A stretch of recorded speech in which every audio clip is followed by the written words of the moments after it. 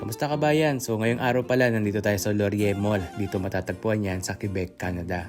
Ito pala yung mall na malapit sa tinitirahan ko ngayon. Dumaan muna kami dito bago pumasok sa school at nagpasama na rin kasi yung isang kaibigan ko para bumili ng bus card. Medyo mapapamahal ka kasi kapag hindi ka bumili ng bus card, lalo na kapag estudyante ka dito. At isa pa kabayan, namimiss ko kasi talagang balikan yung lagi kong kinakainan dito. Yung mga binibenta nila kasing pagkain dito, hindi nagkakalayo sa mga panlasang Pilipino. Totoo lang, late ko na talaga nalaman na meron palang isang store dito na nagtitinda ng mga pagkain na swak sa panglasa ko. Bibihira kasi kami lumabas ng kasama ko dito. Bahay trabaho, pasok sa school. Pero kapag may mga kaibigan kami nagyaya na malalayo dito sa lugar namin, pinupuntahan namin kapag libre yung oras namin. Natutuwa nga ako ngayong araw na to kasi itong kasama ko, parehas kami ng pinagkakabalahan nito. Bukod sa pagbabasketball, pinag-aaralin din namin kung paano mag-vlog. Nang sa ganon, hindi naman kami naboboring at may pinagkakabalahan kami dito sa Canada. So kabayan, ito pala yung sinasabi ko sa inyo na binabalik-balikan ko dito, ang Thai Express. Nakakatuwa sa tindahan na to kabayan kasi alam niyo kung bakit? Dahil puro kabayan natin ang mga empleyado dito. Hello, bang may tinatagwan si Hello.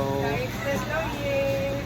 Ate po kabayan. Kainus para baka mga dahil. At pagkatapos nga ng kwentuhan namin ni ate, in-order ko na yung mga pagkain na gusto namin kainin ngayong araw na to. Sweet and sour nga pala yung napili ko at yung sa kasama ko, hindi ko alam kung anong tawag dito pero mukhang masarap naman siya kaya nakihati na lang ako.